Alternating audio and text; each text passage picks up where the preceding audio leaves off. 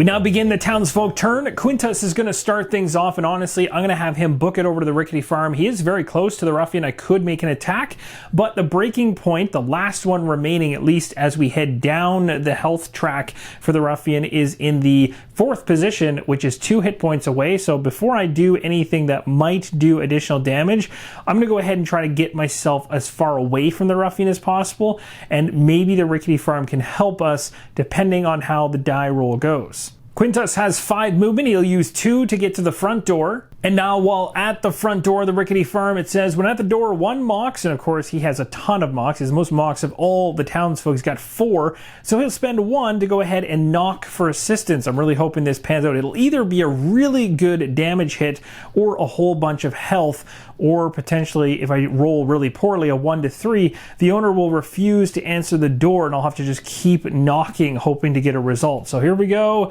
and the owner definitely opens up with a 9. The owner reluctantly obliges. He lines his shotgun through the window and nails the ruffian for 3 damage. Rickety farm can no longer be activated, so I'll flip this card over just to remind myself. That is really good. The only downside is Quintus is very close to being knocked out still. 3 damage is a solid hit, but it will take Quintus past a breaking point, ending his turn immediately. We're going to draw a card and see what Will Barlow does next. The card states, Tricky Spirits, Barlow's ghost pals, seize control of your puny mortal shells. Target all townsfolk. The barrel ghosts shoot themselves into the townsfolk, possessing their legs. All townsfolk must move 4 squares towards the bottom edge of the landscape, which is exactly where the ruffian is right now, unaffected by dangerous ditch movement penalties. Then play the next card in the action deck. I told you these cards were eventually going to show up, and they are starting to show up right now. All the townsfolk are going to move up to 4 spaces in order to get to their positions. Again, if we run up against the bottom of the game board, we stop there. It's certainly not a good thing to be dragged this close to the ruffian with another card coming out of the action deck. This one is called Road Bums. It says, Barlow feels best when rolling over corpses. Target the furthest townsfolk.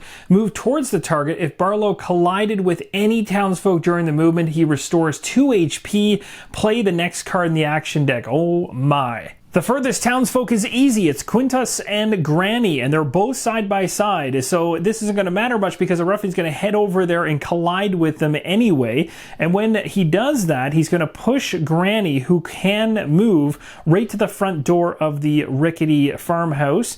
And then Quintus isn't going to be able to move anywhere because he's kind of trapped in the corner up against an obstacle. So the rules dictate that you place him in the nearest square that is available close by. So likely in the position just north, or might just be adjacent to the ruffian because that would actually be closer. Now what's really bad about this is the fact that because he was able to collide with these individuals, he is going to be able to take advantage of the 2 heal, and this is where the track for the HP really starts to hurt you. Not only are we not done the very first triggering of the first breaking point, thanks to Quintus in doing that massive shotgun damage with the friendly neighbor through the barn, we're still resolving cards because within that breaking point, it's still telling us to play the next card in the action deck. We're still going to continue resolving cards until we're done, but what's really bad right now is the 2 heal is going to send the black marker back over top of a breaking point, triggering it again, meaning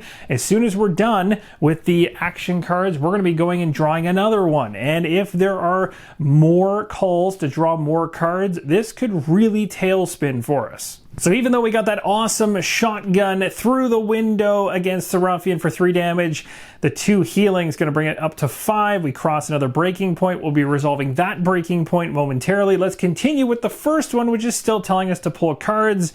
Yikes. This one's called Quick Shift. It says Barlow rolls forward ominously, target none, face the closest townsfolk and move forward 2 squares. Reshuffle the action deck and play the next card in the action deck. Yeah, this is still going. Now the ruffian isn't hurting us yet, which is a good thing, but he sure is setting us up for something painful. So at this point, he is already facing the townsfolk that are the closest. He's basically going to move forward 2 spaces. That's going to have these individuals get collided with, which means I need to decide where they end up going. Now for Granny, she can't obviously go into the obstacle to her right, so she's pretty much stuck and will basically be pushed backwards, unless of course I decide to have Quintus be pushed off to the left, which I might do. So here's how the first movement resolved itself. And again, just want to clarify something I just mentioned moments ago. When you're on the corner edge of the Ruffian, when you get bumped, you can only go to the space beside it or the one behind it. You really have a choice, that's it. So for Granny, she's kind of messed because she can't really go to the east into the barn. She can only really go backwards. So she's going to continue to get pushed. So that's how things are going to land. Now we're going to go ahead and take all the discarded action cards, shuffle them together back into the main deck, and continue drawing cards for the first breaking point. We haven't even gotten to the second breaking point resolve yet. Early burial. Barlow attempts to bury you inside his barrow. Target, closest townsfolk. Well, in this case, there is 2, so we'll have to resolve that first. And then we're going to be moving towards the target if Barlow reaches them, which will definitely happen, triggering the after effect. And what is the after effect? Ghosts throw the target deep into Barlow's dirt-filled barrow. Remove the target from the board and keep this card in front of them.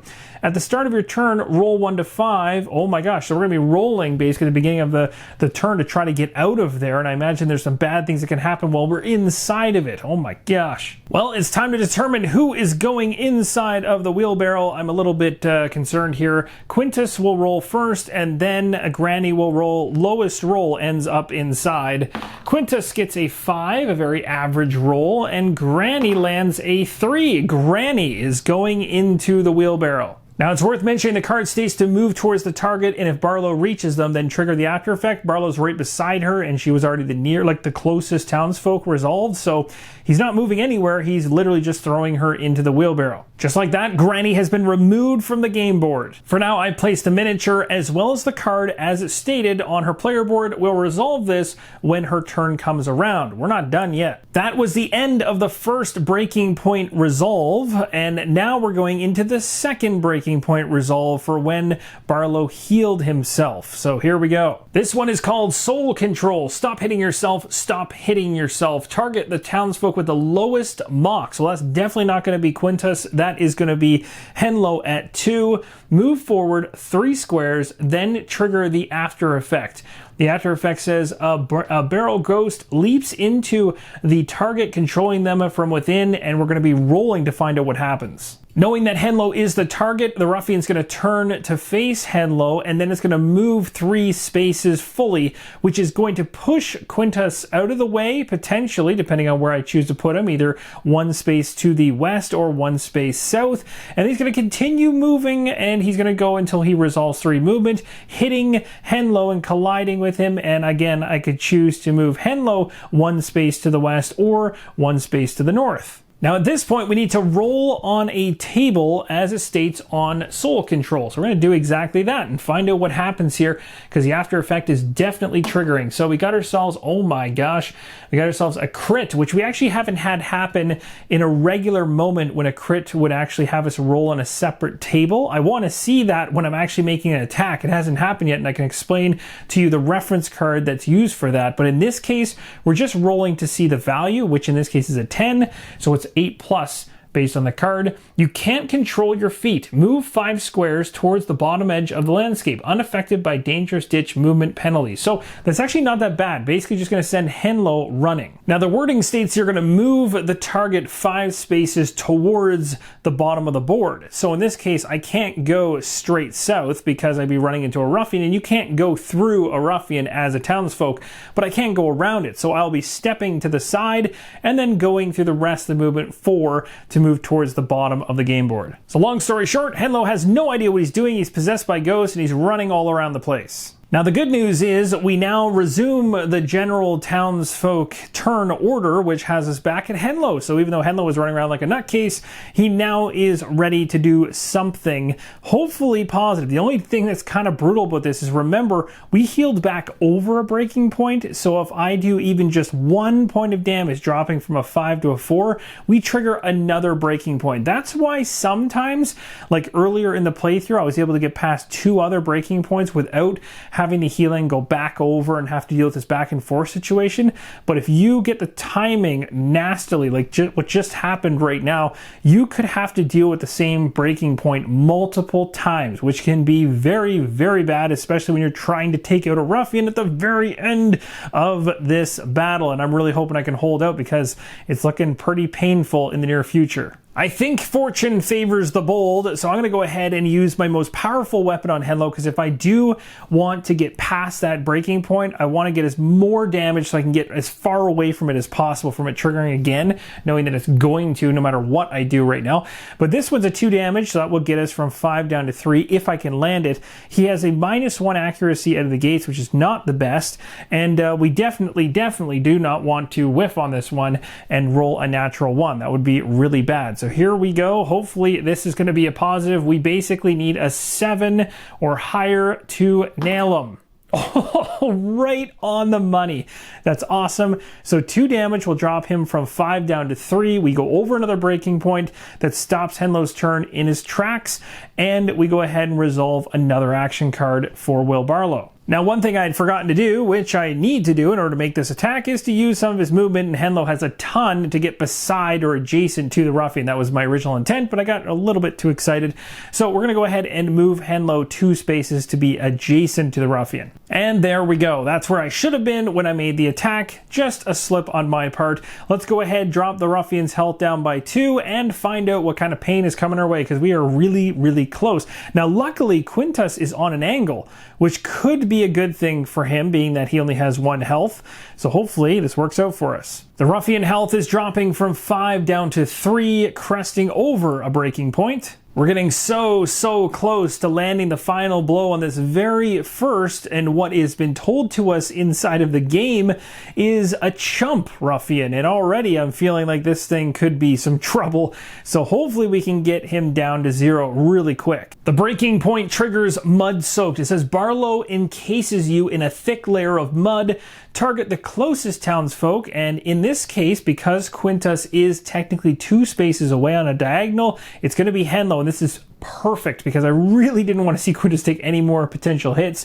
It's going to move towards the target, but it doesn't need to, so it'll basically just turn and face Henlo because he's already adjacent to that individual, and if Barlow reaches them, deal a damage. So Henlo is going to take a damage, bringing Henlo from 2 down to 1. And then because the damage landed, the aftershock, or after effect I should say, is going to trigger. So Barlow unloads a pile of mud and bones on top of the target. They can barely move. Keep this card in front of the target. You must lower your movement and accuracy by 1. If you end your turn adjacent to the town pond, gain plus... Oh, wow. So you can basically wash the mud off by heading over to the town pond. But otherwise, we're going to be down a movement and down an accuracy, which is not good. Will Barlow turns to face Henlo and then really does a number on his stat tracks. That was by far the nastiest one that's hit any of our townsfolk so far. 3 of them all dropping down by 1. So yeah, we can put this card, the Mud Soak card, on Henlo to remind us that if we get over to the pond, we can of course try to get this, get ourselves cleaned up to be able to bring our movement back and our accuracy back. But being that we're so close to the end, we might want to just push through. But you know, Henlo's actually not so hot at the moment. The card's been placed as a reminder, and Henlo's turn was done anyway. So at this point, we now move over to Granny, who, well, is currently inside of a wheelbarrow. It states right on the card for her beginning her turn, at the start of your turn, go ahead and roll. Well, let's see how this goes. And we got ourselves a 5. That puts us right at the brink. It says you're drowning in Barlow's body. Skip your turn or lower your movement or mocks by 1 to roll again. Oh my, see what's going on here. Well, you know what? I do want to try and roll again. Let's drop her movement down. This is not the greatest. I need to see a 6+. So this is just hurting us as we go. There we go. We got an 8. It rolled right at the camera, picking it up so you guys can see that it's a valid roll. And it says you muster all the energy you can and claw your way out of Barlow. Place yourself adjacent to Barlow and discard this card and reshuffle the action deck. So important to note, everything in the discard pile is going back in the deck. Granny is outside the wheelbarrow now, quite dirty, quite angry, and wants to use her Rudy Tutor to do some serious damage here. Again, trying to get us as far away from that breaking point from a potential heal that we do know is in the deck here somewhere. So we want to make sure that we land enough damage to avoid that happening. So I'm going to have her move back as far as necessary to get some distance on the Ruffian. And we might even move where she popped out of the wheelbarrow, because I can choose anywhere adjacent, orthogonally adjacent to the Ruffian. So I might actually change her position and then move from there to get the best use out of her Rudy Tutor and the accuracy boost we get from that. In the end, I did choose to put her in a different location. I had her pop into the wheelbarrow here and then just use 4 of her 4 movement, which is all she had actually, to move as far back so she's still within 5 range, which is the range of her Rudy Tutor, to make an attack. So using her awesome passive ability Farsighted, which allows her to add accuracy based on how many spaces away from the Ruffian she is. She's got 5 to her accuracy, but it's -2, so 3 goes on top of whatever we roll here, and we need a 6+, so that's pretty good. 3 plus this roll, oh my gosh, that was not good. So that is going to be a 4, which is a miss, unfortunately, and it's actually a whiff, technically, so that means that this does not land at all. The Rudy Tutor is also being turned sideways because I can't use it on the next turn. That's just a reminder for myself. Now we are going to move into the Ruffian's turn as we're done with all the townsfolk turns. So here comes some pain. We have Tricky Spirits. Barlow's Ghost Pal sees control of your puny mortal shells. We've seen this happen before, so it's targeting all the townsfolk, and the Barrow Ghosts are going to mess with all of them, moving 4 squares towards the bottom edge of the board, and then we have to play the next card in the deck. This always terrifies me. Well, that's certainly not going to put Henlo where he wants to be, which is closer to where the town pond is to wash the mud off, but everybody's heading south. Let's find out what Will Barlow has planned next. This one is called Entomb. It says target the closest obstacle. Oh, this is the one where he messes with obstacles around. Well, technically, the closest obstacle is that giant farm or barn there. Now, it does say move towards the target. If Barlow reaches the target, trigger the after effect. So Barlow covers the target in a mountain of dirt. It collapses and deal 1 damage to all townsfolk within 2 squares of the target. Oh my gosh, Quintus is so close again to that happening. It's insane. The closest obstacle is absolutely the barn, just 1 space closer than the town pond. So it will be heading over to the barn. It is going to destroy the barn, and anything within 2 squares of the barn is going to take damage, and you can see how close Quintus was to being taken out. The barn has been completely pulled under and entombed, so that card is now resolved. The good news is we're not drawing any more cards, so at this point we can go all the way over to Quintus, who is breathing a huge sigh of relief that he isn't already knocked out. Quintus is going to get really aggressive this turn, and we're going to try to take this Ruffian out. We are now in the clear. We can just start hammering him and hoping we can land these results before another nasty card comes. First we're going to use out of the gates is the Flingin' Stones. This is not a very powerful attack, but it's a 6+ on accuracy. He is a -1 to start, so we have basically we need a 7 or higher in order for this to land. We're spending 1 mox to do it, and oh my gosh, it would have been perfect if we did not have the -1. So that is a miss. The Flingin' Stones are not helping us out there. That's unfortunate. That's a ranged attack. I still have 5 movement. So we're going to have Quintus move to be adjacent, which is dangerous. And then we're going to attack with the rubber bat. Nothing like getting hit by a rubber bat. We need a 6+ to make this work because of the -1 accuracy we have. We got an 8. Thank goodness we landed at least 1 successful attack. So it's going to drop the health from 3 down to 2 for Will Barlow. Now currently I have 4 mox to start off with Quintus's turn. I already used 2 to do 2 different attempts on attacks. 1 of them landed. I have 2 mox left. So I'm going to use that 2 mox to equip a card Lasso that I got quite a bit earlier. I won't be able to activate it this turn, but it will be placed in his accessory slot from his stash, allowing me to potentially make use of it in the future if we need it. And Quintus will use his last 3 movement to run as far away as humanly possible. He is very hurt and doesn't want to be anywhere near the Ruffian. All right, now this is where things get wild. We could end it right now, and it's all down to Henlo. Do you think he can land the hit in order to take out this Ruffian? And I'm hoping it pans out. We're going to use Hive on a stick again. We need to be close by. So of the 5 movement I have, I'm going to have Henlo turn around and just shuffle over 2 spaces.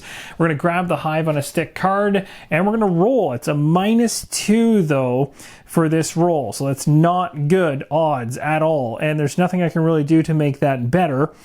So here we go. Let's see how this pans out. We need essentially an 8+, which is pretty tough to do, but you know, harder things have been done. Let's see if we can end it right here.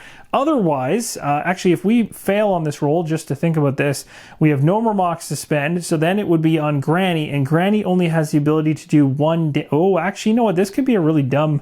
This could be really dumb. This is a really bad decision. Let's change what we're doing here. Instead, let's leave Henlo where he was. Let's go ahead and use the sure shot crossbow, because you know what? It's better to do a single point of damage and almost have a guaranteed hit and then have Granny do a cane attack. Although I don't know if Granny has enough movement. Oh, she doesn't even have enough movement to get there.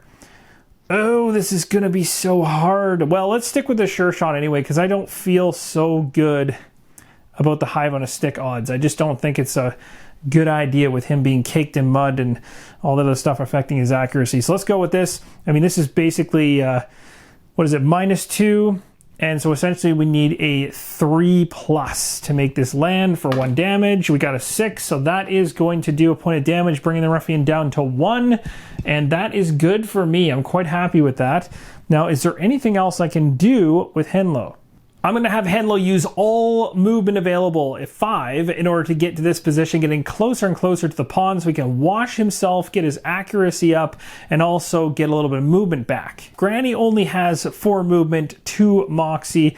That's it. So 4 movement is not going to be enough to get up adjacent to the Ruffian, which is unfortunate. And she used her Rudy Tutor in the last turn, so she can't use it this turn. So this is kind of why I knew I wasn't gonna be able to take out the Ruffian unless I had stuck with the hive on a stick and gotten a super high roll, which I wasn't willing to take that risk, although maybe I should have. But here we go. We are going to go ahead and try to put Granny in harm's way. Why? She has 4 health. Everybody else is on their last health. I want to make sure she is the closest townsfolk, if nothing else. So we're going to go ahead and get her right in there. So she is literally just going to move closer and then do absolutely nothing on her turn, which resolves all the townfolk's turn, and we go to the action deck for Will Barlow. And I'm a little bit terrified, but I hope that putting Granny here is going to make things a bit easier. The bone fling is coming back. It says target all townsfolk within 3 squares. All targets are bonked with a barrage of dusty bones. They take 1 damage, lose an accuracy.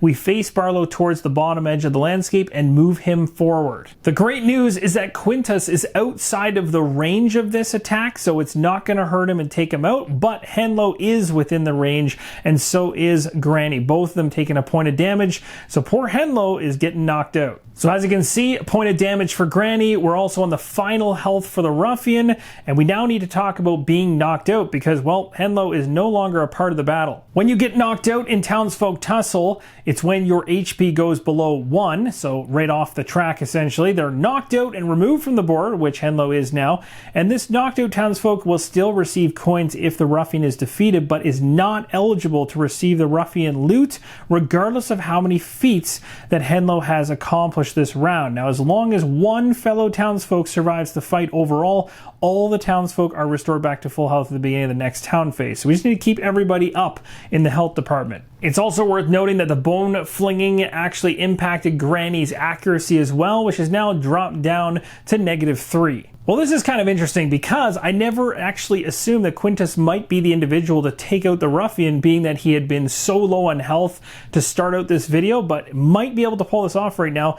Now, his flinging stones have a range of 3. He needs to be a little closer, so he's going to turn around and move 1 square to be just in range of the Ruffian. He spins around on a dime and is within range. It's a 6+ accuracy, but he has -1, so we need a 7+ to make this land. Will the flinging stone take the giant down? How much of a giant? Oh yes, right on the money. So that is a victory. Quintus with the final hit. It's kind of funny because Granny actually had a feat of metal, which is landing the final blow on the Ruffian, but it looks like Quintus is going to take the gold medal for that. So that, my friends, is a victory for the townsfolk, meaning our campaign continues and we would go forward back into the towns phase, back into the fight phase, and moving through the different Ruffians all the way to the end of the campaign. Now, I am going to wrap up the in-between to going into the next town phase to give an idea as to what's going on here, but I also want to talk quickly about the crit because we never saw it. We saw a whiff and how that's referenced in terms of a natural 1, but if on an attack you happen to land this critical side of the die, you're going to actually roll again on a special crit hit chart that's right there. And what's really interesting to note about this is there is actually negatives inside of this as well. When I've landed these crits in the past off camera, really enjoyed resolving the next roll. So basically you roll a crit, you get to roll again on this chart, and something's going to happen, and it can be really interesting and shake things up in different ways. Something that I just noticed is a trap layer feat of metal that I forgot to accomplish when we actually had the shotgun come through the farmhouse or the barn. That actually would have triggered this one, which is if the ruffian takes damage from a terrain piece, achieve this feat, which would have given me potentially 2 coins or a mox. Well, I guess in the case of the fact that Quintus has so much mox, I never got to a point of using all of it because his weapons, at least for the very first ruffian fight, don't require as much, but later on they certainly will. And this is just for the fight. I will likely go with the 2 coins, which will boost him up from 3 to 5 coins. The things to keep an eye on at the very end of a fight, for every single townsfolk that wasn't knocked out, you're going to take a look at your feats of metal at the end of each fight phase. The townsfolk who accomplish the most feats during the round without getting knocked out earns a precious piece of ruffian gear from the defeated ruffian. You'll find the gear that you get at the very bottom of the ruffian's major card. We'll take a look in a second. And that is definitely going to be Quintus, as he successfully completed 3 feats of metal. Granny Melba was able to complete the 1 feat of metal here, but wasn't able to complete these 2. So she didn't actually earn any points overall towards becoming the sheriff, but she did get 1 of her feats of metal completed and wasn't knocked out. So Henlo was knocked out, but still able to keep the 2 completed feats of metal that he has, working towards becoming the sheriff. A total of 1 point between the cards. Wasn't able to complete strategist, but still has that if he wishes to keep it going into the re-up of drawing more feats of metal that happens at the beginning of the town phase. He can also choose, as can any of the townsfolk, to discard any feats of metal that they still currently have and weren't able to complete, or just don't want to try and complete going into the next fight against the next ruffian. And it's also worth mentioning, because poor Henlo was knocked out, he's not going to get any benefit in terms of the loot that comes specifically from the ruffian, as I mentioned prior. There are 6 major steps when you defeat a ruffian, and the first one I just mentioned in terms of discarding feats of metal that you don't want to try and go after going into the next town phase. So I'm going to choose to discard strategist for Henlo, as well as unshakable for Granny Melba and peacekeeper. Each townsfolk is going to receive 6 coins courtesy of the ruffian's wallet. Step number 3 is to search the mutilated corpse for goodies to help you on your journey. Each ruffian has their own 3 pieces of ruffian gear. They're listed on the bottom of the ruffian card. I've gone ahead and gathered them, placing them face down in my hand, so I have no idea what is what, shuffling them up, and at random, Quintus is going to take one of them for having the most feats accomplished, not the point values on each of the feats. That doesn't matter at this point, simply just for having the most feats of metal completed. So we got ourselves Sneaky Spirits. This is a special gear card. It's worth 16. It says, discard while shopping. 2 townsfolk of your choice may each take an item worth 8 coins or less from the peddler's shop in buy-in order. Wow, that's going to come in handy for a future town phase, which is right around the corner. Step number 4 is to restore each townsfolk's stats. The stat effects from actions, town events, and terrain are removed. The only stat changes you get to keep are from your gear. So you want to take a look on your gear to see anywhere where it mentions things like a +1 max HP, which means I can go 1 above my main HP, which is 4 normally, so it's 5 to go into the next fight. So I've got my maximum token just above it to ensure I don't go beyond that. Everything else goes on the green markings below because I have nothing else equipped that's going to bump up my stats. Step number 5 is to rotate the townsfolk order on the buy-in and beaten bar. The townsfolk on the top is moved to the bottom. Again, remember, the ruffian's always in the top position and never rotates. So going into the next town phase and next fight phase, Henlo is going to be leading the charge. And of course, you're also going to go ahead and wipe the game board, putting all the terrain pieces back, putting the ruffian away that you just faced, and all of the ruffian specific cards and player boards, as well as the terrain deck. You can put that all back, and you're ready to move into the town phase, which wraps us all the way around to the very beginning of the playthrough. As you begin to traverse through the rest, you need to continue your campaign and successfully defeat this ruffian, this one, and this one.